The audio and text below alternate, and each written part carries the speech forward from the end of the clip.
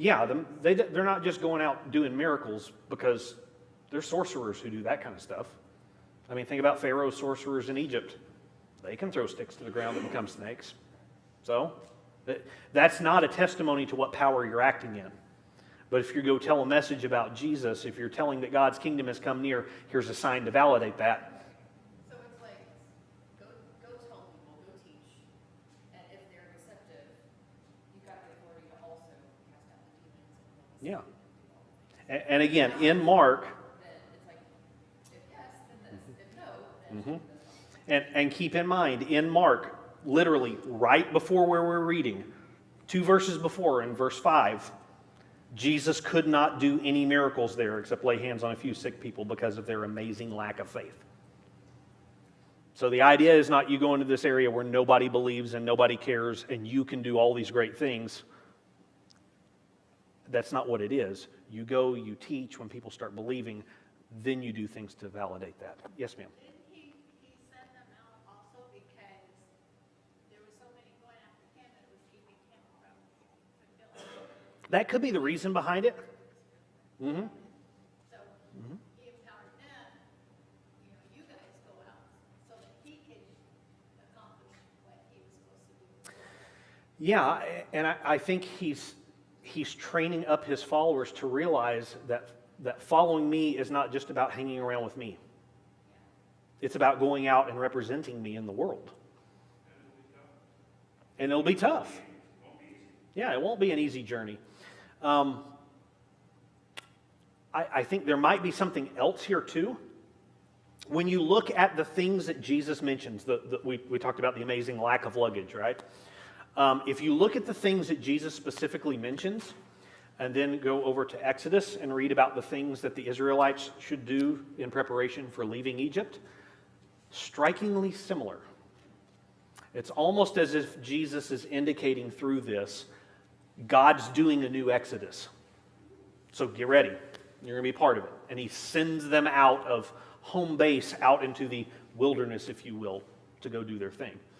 And there's a whole lot of that Exodus language packed in the Gospels, because what God is doing is he is forming a new people. He is bringing a people out of where they have been, and he's doing a new thing through them. So it matches the Exodus language, yes? one thing that amazed me was the 40 years in the wilderness, Their sandals never wore out, right? Yeah, that's an important designation. I believe we get that line in Deuteronomy, if I'm not mistaken. But that idea that, God took care of them. You don't think he won't take care of you in doing this. Put your faith where your mouth has been. You're saying a good game, go do it. And this is another indication that Jesus is greater than Moses. Was that in Matthew? Oh, Jesus is greater than Moses? Yeah, was that a Matthew theme? Well, yes. Matthew does a big deal about showing Jesus giving the law on the mountain after going through the waters and the wilderness and coming out of Egypt. Matthew does a really big portrait of Jesus as the new, better, greater, grander Moses. Mark does that, but Mark does it in his own way. Mark's writing to a Gentile audience. Most certainly, Mark is writing his gospel with the Roman church in mind. And so Matthew, who doesn't explain a lot of things, Mark will stop and explain them. When Jesus says Talitha cum, which is Aramaic, which every Jewish person would go, got it. Mark stops and goes, which means, little girl, I say to you, get up. That tells you his original readers don't get Aramaic. Or at least he intends that non-Aramaic speakers are going to be reading his work or hearing it. So he includes that in it. So that's not necessarily, he's not saying these things, this Exodus language, to necessarily say, look here, it's proof, Jesus is greater than Moses. The one who was promised is not here. That's more like for a Jewish audience. Would Gentiles know Moses? Oh. Ooh.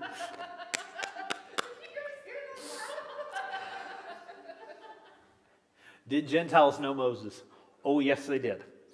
How did How did the early church teach the gospel to unbelievers? This is a deep dive that we're not going to go all the way down into. But let me ask you, if you needed to teach somebody about Jesus, what would you use? A Bible. Guess what they used? Their Bible. What was their Bible? The first 3/4 of your Bible. And if Jesus could go through and teach his disciples all about the Messiah through Moses and the prophets, guess what the early church did? And we've lost that skill to a large degree. We were doing it Wednesday night. If you were here Wednesday night, we started talking about the resurrection. We were talking about specifically 1 Corinthians chapter 15 and how Paul keeps hammering the fact that if you don't believe in the resurrection, all of it's for naught. And we went back and we talked about what Paul said was the gospel, that Christ died according to the Scriptures, that he was buried, that he was raised on the third day according to the Scriptures, and that he appeared. We looked at Isaiah 52:53, the suffering servant, and guess what 4 things are mentioned there? Those 4 things. So can you teach the gospel from the Old Testament? Well, we did Wednesday night. And so the idea that people wouldn't know anything about Moses, not the case. In fact, the logic behind Acts chapter 15, when they settle in on the Jerusalem Council in Acts chapter 15, where they're going, hey, do Gentiles need to become Jewish in order to worship Jesus? They just need to do these things. And what logic do they give them? Let's not make it more difficult. They give these 4 things because the law of Moses has been preached for generations. Guess where they get those 4 things? Leviticus. I believe it's Leviticus 17. I'd have to go double check that. But they pull all 4 of those stipulations of abstain from blood, abstain from meat sacrificed to idols, don't strangulation. Those 4 things in sexual immorality. Those 4 things are all clearly delineated about Gentiles who live in your land, Israel. If you're going to have Gentiles among you, they don't have to do everything you do, but they need to abide by these 4 things to live among you. So when you have Gentiles coming to Jesus and you're joining Israel, guess what? They need to do those 4 things because the law of Moses has been preached for generations. So yeah, they would introduce them to Moses, absolutely. That's one of, sorry, you stumbled upon one of my favorite, don't unhitch from the Old Testament because we need it. Okay, sorry. Moving on. So after the disciples go out and they're driving out many demons and anointing many sick people with oil, Mark interrupts the story. Now, the story concludes down in verse 30 with the apostles gathered around Jesus and reported to him all that they had done and taught. But there's this thing right in the middle. And it's this big honking story about the death of John the Baptist. Now, for just a moment, I want you to think. If we have missionaries sent out and missionaries coming back and giving their report, why would we put a story of the death of John the Baptist right between it? Seems unrelated, doesn't it? Would be to emphasize the risk or danger that's involved in what they're doing. The cost of discipleship. I absolutely think it is. Yeah, you're going to go out, you're going to represent me, you're going to speak to people who may not like to hear what you have to say. It might cost you. Hey, here's an example of somebody that it costs. I think you're right on the money with that one. Look at verse 14. King Herod heard about this, for Jesus' name had become well known. Some were saying, John the Baptist has been raised from the dead, and that's why miracles and powers are at work in him. Others said, he is Elijah. And still others claimed, he's a prophet like one of the prophets long ago. Again, notice the continuation of this big swirling question of who is this Jesus? We hear about him, we hear he's doing amazing things, we believe he's doing it, but who is he? This is the big question that Mark's wrestling with. Verse 17, for Herod himself had given orders to have John arrested, and he had him bound and put in prison. He did this because of Herodias, his brother's wife, or his brother Philip's wife, whom he had married.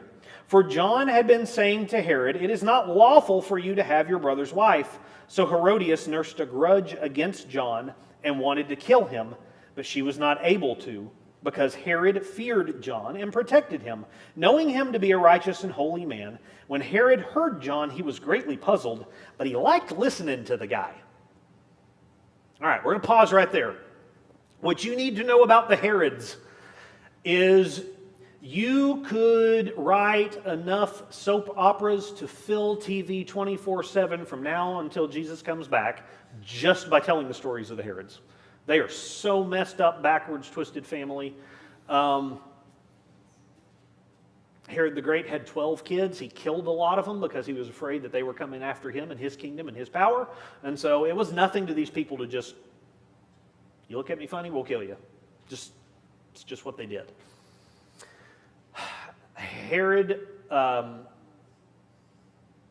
Herod that's mentioned here has his other brother, Herod. Herod is a title, by the way. They're not all naming themselves after each other.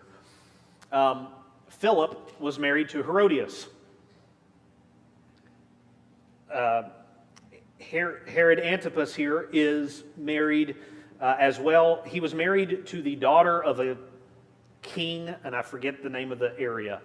So he was already married, but he liked the looks of his sister-in-law. So he kicks his wife out for no reason, has her, Herodias, divorce Philip for no reason. Then they get married, and John's going, this isn't right. Now, this story appears in Matthew's gospel differently, and it appears lodged with prohibitions and teachings against several things, and then it's followed up by a story of Jesus telling the parable of the rich man and Lazarus. I am convinced that that parable is a parable against King Herod. You can argue with me all day long. At the end of the day, it doesn't matter. But the way that Jesus is talking, the things that he's talking about, John the Baptist in there, and then that parable about the rich man and Lazarus, I'm convinced. So, not only had Herod violated the laws around divorce, that any matter of divorce, if you've got any questions about that, go read my blog and you'll understand more about that. But Deuteronomy was misinterpreted to mean any matter. You burn my eggs, get out of my house. That was a valid reason for divorce in that world. Both of these two, the husband and the wife, had both divorced their spouses for no reason. There was no reason in the world. Then they got married. Not only did they get married, but obviously they were sleeping together. And so since they're not actually married, they're violating two things in Leviticus, and they're violating the divorce thing in Deuteronomy 24. None of it's right, which you would expect from a messed up family like the Herods. And so John speaks out against it. He's saying, look, you are the so-called king over these people. You're not representing them. You claim to be Jewish. They really weren't, but they claim to be. You can't live like this.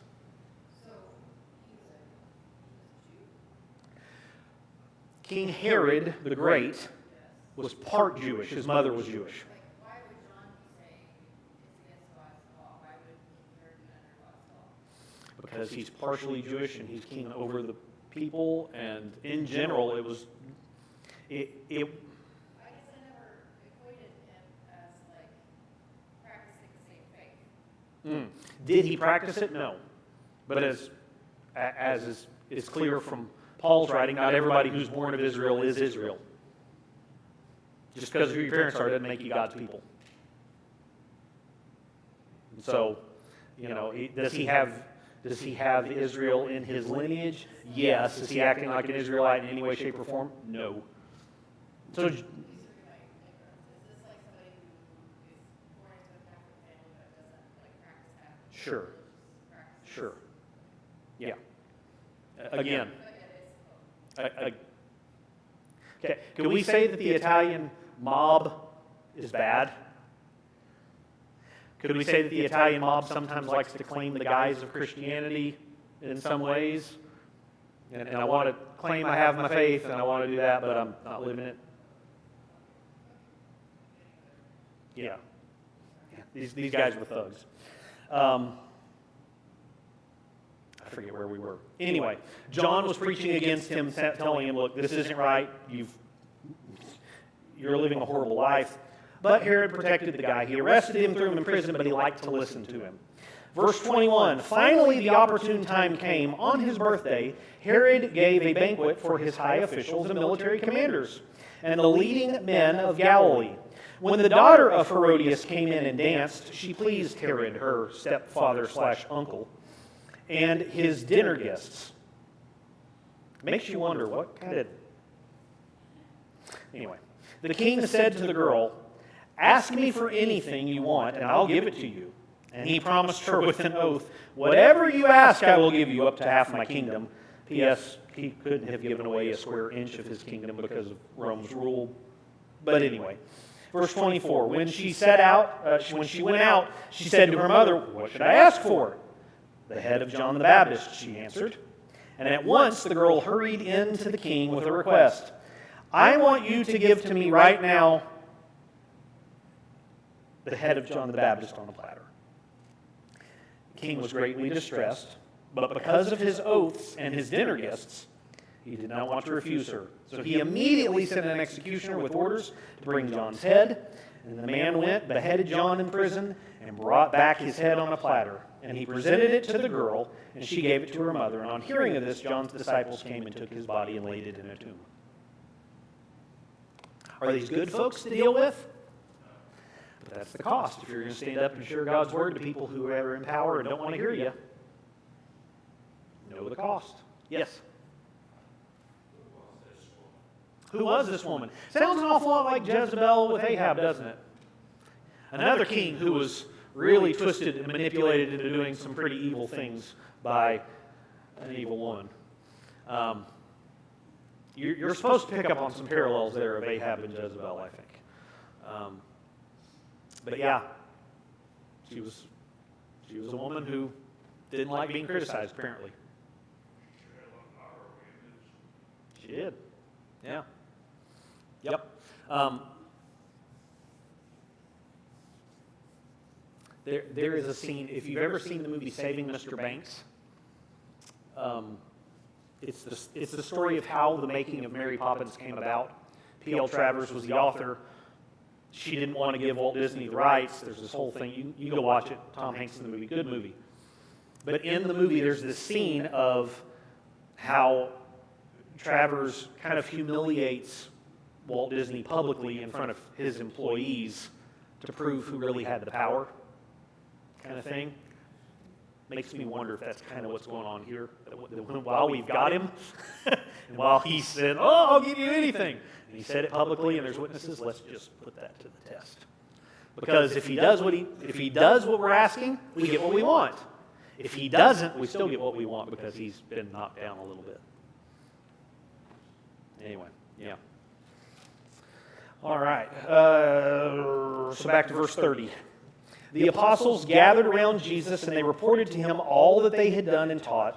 And then, because so many people were coming and going that they did not even have a chance to eat, he said to them, "Come with me by yourselves to a quiet place and get some rest." So they went away by themselves in a boat to a solitary place, but many who saw them leaving recognized them and ran on foot from all the towns and got there ahead of them. When Jesus landed and saw a large crowd, he had compassion on them because they were like sheep without a shepherd. So he began teaching them many things. And by this time it was late in the day, so his disciples came to him. "This is a remote place," they said, "and it's already very late. Send the people away so that they can go to the surrounding countryside and villages and buy themselves something to eat." "You give them something to eat," Jesus said. They said to him, "That would take more than half a year's wages. Are we to go and spend that much on bread and give it to them to eat?" "How many loaves do you have?" he said. Go and see." When they found out, they said, 5 and 2 fish. Jesus directed them to have all the people sit down in groups on the green grass. So they sat down in groups of hundreds and fifties, and taking the 5 loaves and the 2 fish, and looking up to heaven, he gave thanks and broke the loaves. Then he gave them to his disciples to distribute to the people, and he also divided the 2 fish among them all. They all ate and were satisfied. And the disciples picked up 12 basketfuls of broken pieces of bread and fish. The number of the men who had eaten was around 5,000. This is the only miracle of Jesus that appears in all 4 Gospels. All 4 of the Gospels include this. Not Lazarus, not several of the other things that Jesus is known for. This is the one that all 4 Gospel authors stop and put in their stories. Why do you think that is?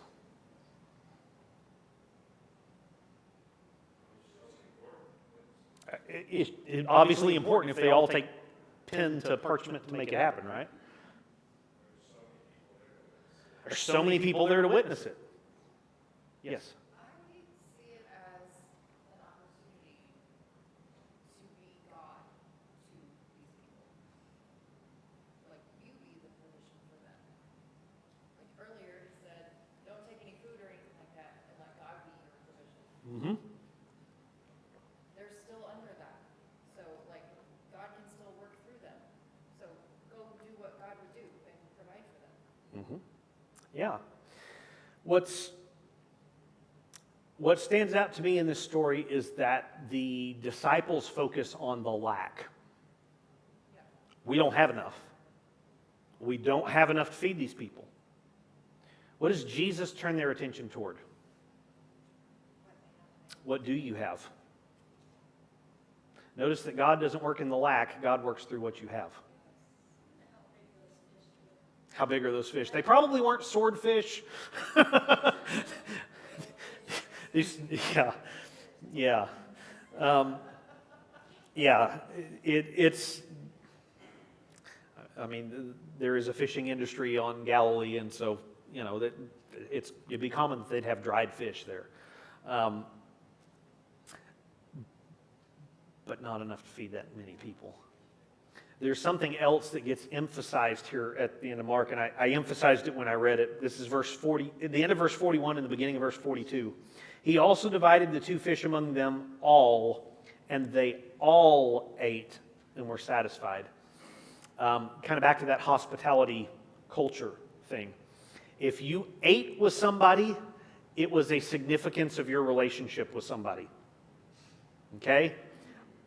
I have sat in restaurants before with people I don't know simply because there was a seat available. Is this seat taken? Nope. Can we share this end of the table? Sure. Sit down and eat. Okay? I'll eat with anybody who says, hey, you want to go grab lunch? Sure. Let's go. Not the same thing. Okay? I want you to imagine you are a very famous and important person for a moment. Do you care about who your face is slapped on the front cover of a newspaper with? Right? Adoring fans? Sure. Your close friends? Sure. Somebody who's got a sketchy past that might get investigated for whatever? Do you want your picture taken with them? Probably not. Think about it kind of like that. Do I want to be associated with so-and-so, fill in the blank, right? Do I want everybody to know that I'm okay with that? Do I want it to appear like I'm okay with that? That's what food was. And the fact that whoever was following Jesus, he fed them all, and all of them fully participated in that meal. What does that mean about Jesus? He's about growing the table. He's not about limiting the party. He's about growing the table. It's not a statement on his acceptance of sin or how he doesn't care about their spiritual standing or anything like that. It's not that.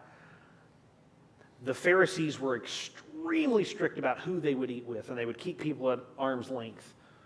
You can't come in here. Or if you can come in here, you have to sit over there. We're going to be over here, and we're going to be doing our holy thing over here. Jesus feeds them all. Why? Because they're like sheep without a shepherd. And he's the good shepherd. We could spend a whole lot more on that. But I think that's enough for right now. It is our time of fellowship. Grab some refreshments. Talk to somebody you haven't met before, you don't know very well, and we will gather for worship in about 15 minutes. God bless you.